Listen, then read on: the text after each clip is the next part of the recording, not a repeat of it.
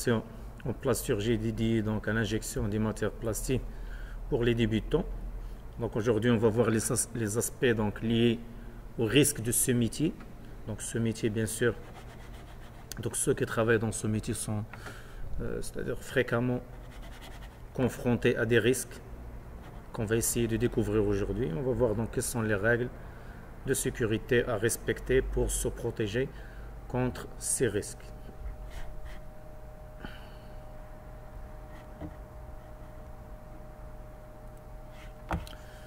Donc on va entrer dans la partie sécurité. Donc dans cette partie-là, donc l'objectif bien sûr c'est de vous sensibiliser ou bien sensibiliser donc les gens qui travaillent dans ce domaine, qu'ils soient des stagiaires ou des employés, des salariés, donc à différents types de risques liés au procédé donc de moulage par injection et donc quelles sont les règles de sécurité pour essayer donc à respecter pour se protéger contre ces risques. Bien sûr, donc en suivant cette formation, donc on va vous sensibiliser donc à éviter pas mal de choses, donc à être conscient d'un certain nombre de risques liés à ce métier et donc se protéger contre les blessures et même on peut donc sauver même une vie humaine. Donc les points qui seront abordés par la suite sont les suivants. Donc les règles de sécurité, la découverte de la machine d'injection de point de vue sécurité ou risque, les risques, les dangers liés à la matière première et les blessures et les préventions contre donc ces blessures. Bien sûr, comme on a déjà expliqué dans cette formation, bien sûr, donc c'est un cadre de formation donc basique, donc qui ne peut pas donc aborder tous les aspects donc liés au risque de ce métier donc dans votre cas, dans votre carrière. Donc il faut toujours donc se référer à la réglementation locale et donc aux conditions de sécurité à respecter par l'entreprise où vous travaillez. Donc on va commencer par les règles de sécurité. Tout d'abord, quels sont les dangers associés à la mise en œuvre des matières plastiques en général, que ce soit injection, extrusion, thermoformage, etc. Donc on est toujours confronté donc, à une matière, à la température de la matière très élevée. En même temps, la température des outillages et des aciers élevés, donc les aciers qui constituent donc les éléments, c'est-à-dire en acier, que ce soit qui rentre dans la fabrication des machines ou des outillages. Donc, il y a toujours le risque de la température. Il y a aussi donc la température liée au liquide, donc les liquides qui circulent. Donc, ça peut être des huiles ou de l'eau de régulation. Les hautes pressions, donc on travaille surtout en injection avec des pressions très très élevées. Donc nous avons des risques liés à ces hautes pressions. Il y a aussi des éléments mécaniques mobiles, les plateaux de la machine. Donc le plateau mobile s'ouvre. Donc et parfois donc sur le moule il y a donc des mécanismes pour commander les tiroirs, les coquilles. Donc c'est des vérins hydrauliques ou pneumatiques. Donc il y a des mouvements dans le moule et dans les machines. Il y a aussi donc les masses importantes. Donc on serait amené donc à déplacer des masses importantes telles que les moules. Donc on les ramène de la zone de stockage vers la zone de production. On les monte donc sur les machines. Et donc il faut faire attention pendant les opérations de transport des masses. Et il y a bien sûr l'électricité qui est l'énergie principale pour la commande de ces machines.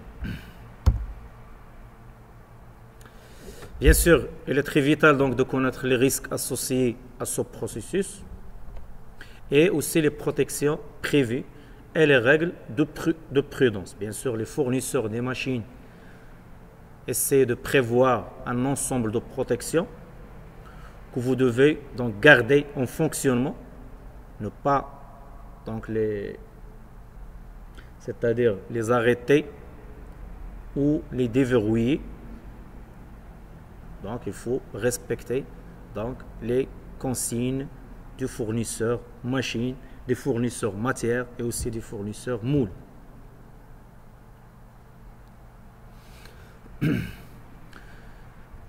La première des choses essentielles pour se protéger contre les risques et les blessures, c'est la méthode du travail.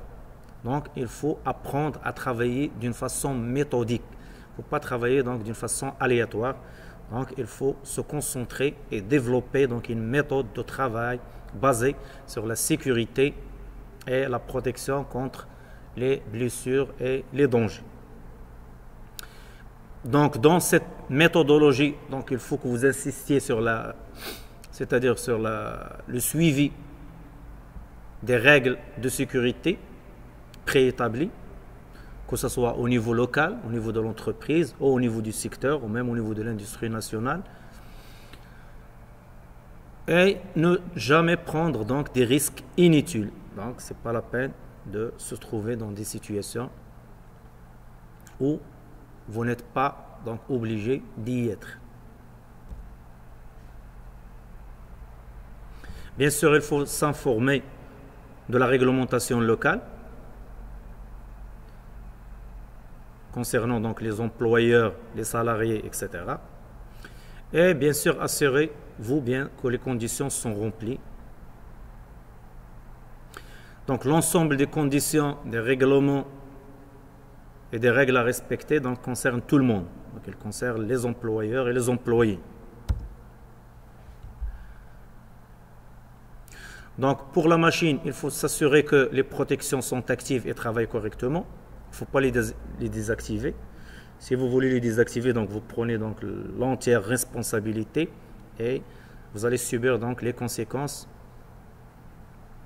si donc vous avez commis une erreur. Bien sûr, il y a des guides de sécurité, que ce soit donc ici on parle des guides de sécurité de la réglementation française, mais aussi locale, donc il y a aussi des réglementations donc à respecter pour ceux qui travaillent dans ce métier. Bien sûr, on ne peut pas lister toutes les règles à respecter de sécurité, bien sûr, mais vous devez donc se référer donc à l'ensemble des réglementations à l'échelle nationale et à l'échelle locale au niveau de l'entreprise.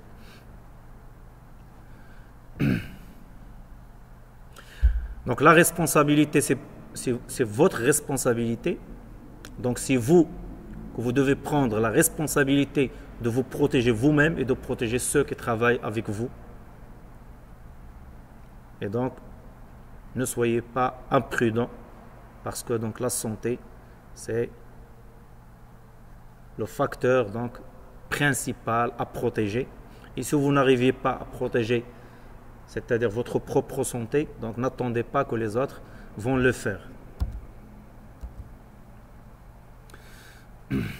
Donc pour les machines d'injection, bien sûr, il y a des règles. Ici, on parle en France que les règles de sécurité, donc, c'est-à-dire élaborées par la CNAM à partir des recommandations de l'Institut national donc, de recherche en sécurité pour la protection et l'utilisation donc, des machines d'injection dans l'industrie des plastiques.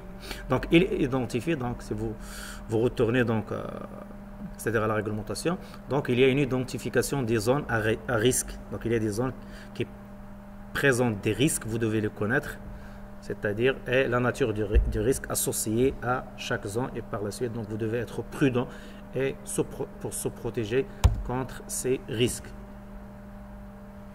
Donc ici c'est la machine, donc la machine d'injection. Donc ici il y a des pièces projetées hors de la machine, donc on peut se trouver avec des pièces qui se projettent hors de la machine dans cette zone-là. Ici, dans cette zone, il y a des équipements pour la commande des mouvements des tiroirs. Donc ici, dans les moules. Donc il y a des tiroirs, donc des éléments mobiles dans le moule, donc qui sont commandés Donc nous avons des risques liés à ces mouvements de ces pièces-là. Nous avons les colliers chauffants, c'est des risques liés à la température. Donc ici c'est les colliers chauffants qui permettent donc, comme on a déjà parlé, donc, de faire fondre la matière dans le fourreau. Donc c'est une zone à risque. Il y a aussi donc la matière, la trémie pour, donc c'est-à-dire acheminer la matière vers la vis. Ici donc c'est des risques liés au contrôle de la came. Donc pour la commande du ponton. Ici donc c'est les risques entre les faces du moule. Donc il faut faire attention, ne pas avoir donc le moule se fermer sur un doigt ou sur un bras. Ici donc cette zone là donc c'est le risque du réservoir de la machine. Donc là il y a de l'huile. Donc de l'huile il se chauffe et en même temps donc il circule à travers des conduites avec des pressions élevées pour la commande de l'unité de plastification injection ou bien pour la commande de la fermeture, ouverture et verrouillage du moule. Et bien sûr il y a une autre zone liée aux éjecteurs, c'est-à-dire la co-déjection machine avec les éjecteurs qui commandent la batterie d'éjection du moule. Donc ça c'est l'ensemble donc des zones à risque et il faut faire attention.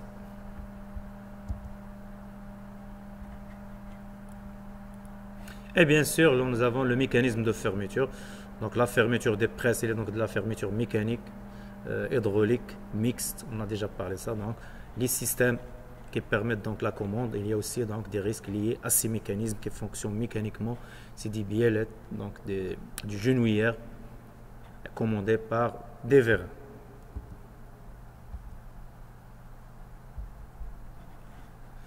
On va passer maintenant aux dangers liés à la matière plastique.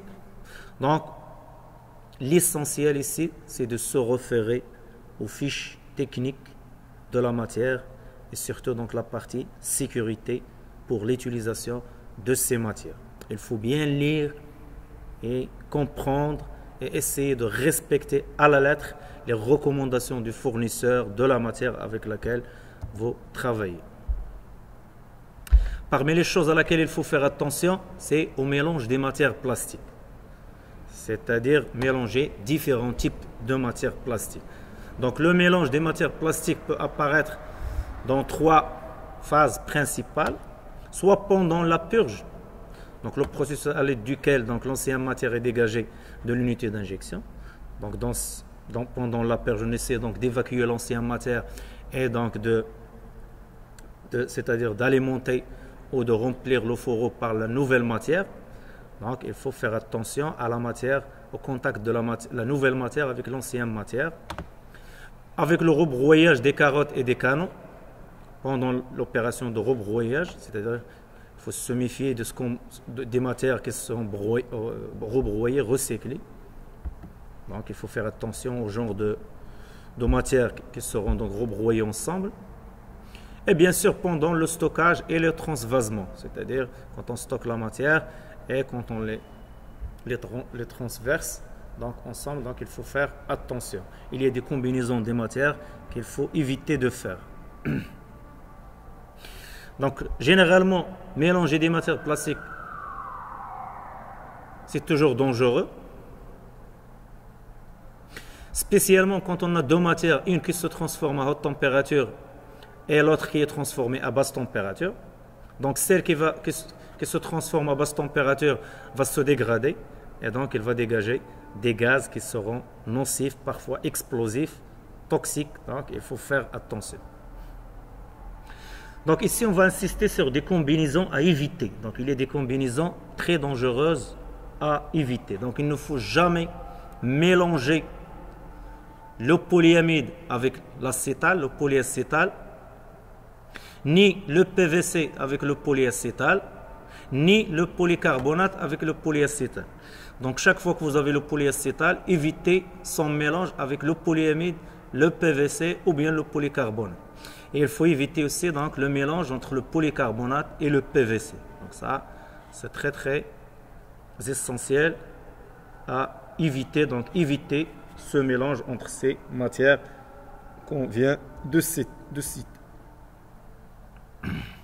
Donc les hautes pressions, c'est un danger énorme. Donc des pressions, vous savez que les pressions sur les presses d'injection, donc sur la matière, donc on se situe sur des pressions de 1000 bars jusqu'à plus de 2000 bars sur la matière. Et donc pour la pression hydraulique, donc c'est à partir de 120, 140, 190, 200, 240. Donc sur le groupe hydraulique, donc il y a des risques donc qu'il faut liés à la pression qui peut causer bien sûr des brûlures, soit par de l'huile, soit par de l'eau, des brûlures par plastique chaud,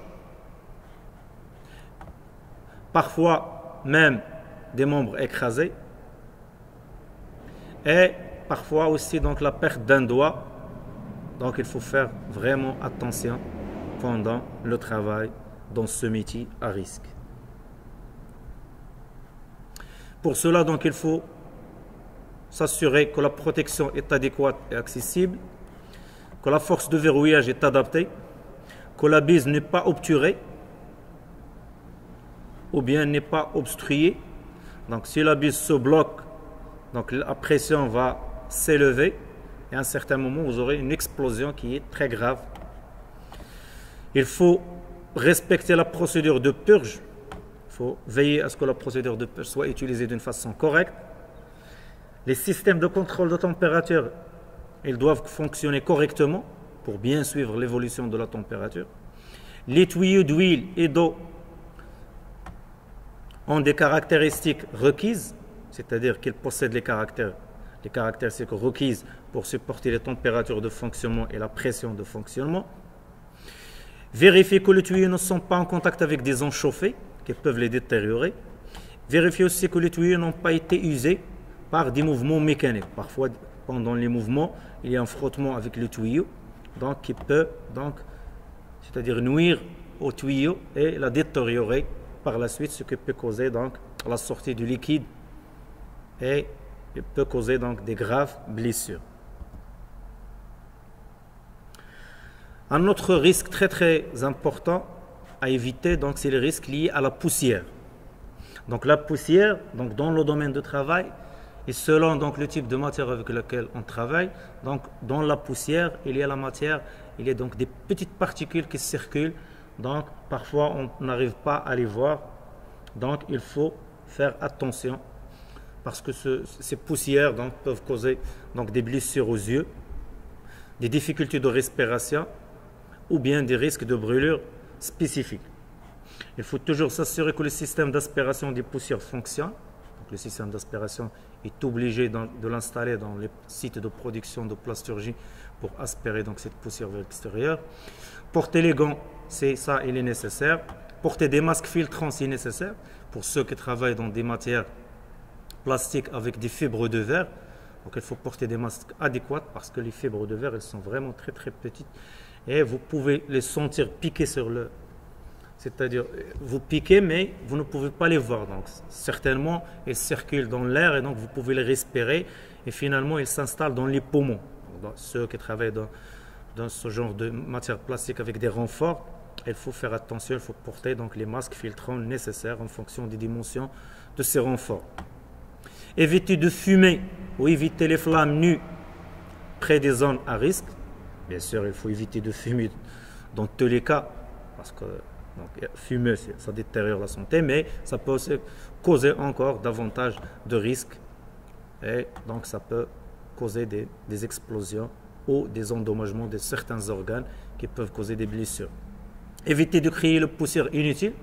Ne pas utiliser donc l'air sous pression pour nettoyer les machines parce que vous allez donc soulever les particules dans l'air et donc ça peut causer donc un problème, que ce soit au niveau respiratoire ou bien au niveau des yeux. Un autre risque, c'est les masses à lever. Donc, quand on veut lever donc, une masse, il faut faire attention, c'est-à-dire au respect du mouvement adéquat pour soulever une masse. Il faut bien estimer la masse et est-ce que vous êtes capable de la soulever ou non.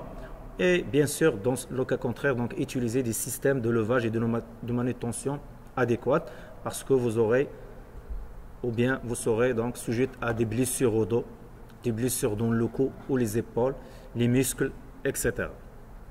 Donc pour parvenir et prévenir donc ce genre de risque, il faut utiliser les bonnes techniques de levage, il faut utiliser les moyens de manutention adéquats et s'assurer que l'objet n'est pas trop lourd, c'est-à-dire estimer bien la masse de ce que vous êtes en train de lever et assurez-vous que les manipulables et demandez l'aide bien sûr. Il y a aussi donc un autre risque, c'est le risque de chute d'équipements lourds donc, qui peuvent causer donc l'écrasement mineur d'un membre ou bien la perte même d'un membre ou bien il peut causer la mort. Donc il faut bien faire attention à ce genre de choses. Utilisez donc de bons équipements techniques de levage. Assurez-vous que le moule est monté correctement sur la machine. Assurez-vous aussi que les composants de la machine sont montés correctement. Portez les chaussures de sécurité et portez un casque de protection si nécessaire.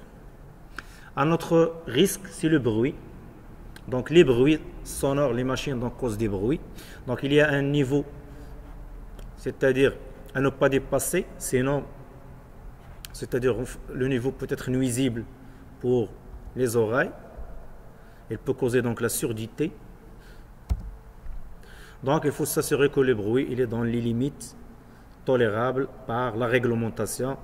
Si je me rappelle bien, je crois aux alentours de 70 décibels ou 72 décibels, donc à ne pas dépasser. Donc s'assurer que les niveaux de fréquence sont dans les limites et porter donc des protections dans les oreilles si c'est nécessaire. Un autre risque, c'est l'électricité et les pannes électriques. Elles peuvent causer donc un choc ou une électrocution, donc un risque d'incendie, des blessures dues au redémarrage d'une machine après coupure. Donc pour prévenir cela, donc il faut toujours s'assurer que le câblage soit correctement isolé, les câbles donc soient correctement isolés selon les recommandations, s'assurer que les connexions sont bien serrées, s'assurer que les connexions ne sont pas humides, donc utiliser des tuyauteries antistatiques pour transporter donc les matières, connaître et suivre donc les procédures d'urgence pour couper le courant et s'assurer que les plastiques en fusion ne coulent pas sur les connexions électriques. Donc cela peut détruire donc les câbles électriques et les rendre nus et donc ils peuvent causer donc des électrocutions. Un autre risque donc c'est les substances irritantes en contact avec les mains ou les jambes. Donc elles peuvent entraîner donc de la dermite, un cancer de la peau, des rougeurs de la peau. Et donc pour prévenir cela, donc il faut toujours utiliser l'air comprimé correctement, utiliser donc une crème de protection, porter des gants si cela est nécessaire, lavez vos mains avec soin. Il faut faire aussi attention aux explosions ou aux matières surchauffées. Donc les matières surchauffées peuvent causer donc des brûlures, des difficultés de respiration dues aux fumées nocives et des blessures dues à des projections de matière. Donc pour éviter cela, il faut toujours connaître les risques d'une matière mal employée. Donc je le répète, donc se référer toujours à la documentation du fournisseur de votre matière pour l'utilisation, mais aussi pour les règles de sécurité. S'assurer que des matières incompatibles ne sont pas mélangées. On a déjà parlé de certains mélanges à éviter. Maintenir la buse libre de toute obstruction. Donc il faut veiller à ce que la buse soit toujours, c'est-à-dire la matière passe toujours par la buse, qu'il ne soit pas obturée. S'assurer que la protection est adéquate et fonctionnelle. Pendant la purge, utiliser donc des basses pressions et des faibles vitesses. Et s'assurer que la matière n'est pas restée en chauffe dans le fourreau trop longtemps. S'assurer que le système de contrôle de température fonctionne bien, pour bien suivre les températures réellement. Et porter donc un masque, des gants, lorsque les plastiques dégradés sont manipulés. Donc ainsi, nous avons donc terminé donc, cette partie liée donc, au risque et à la sécurité de ce métier, donc le métier de plasturgie. Donc,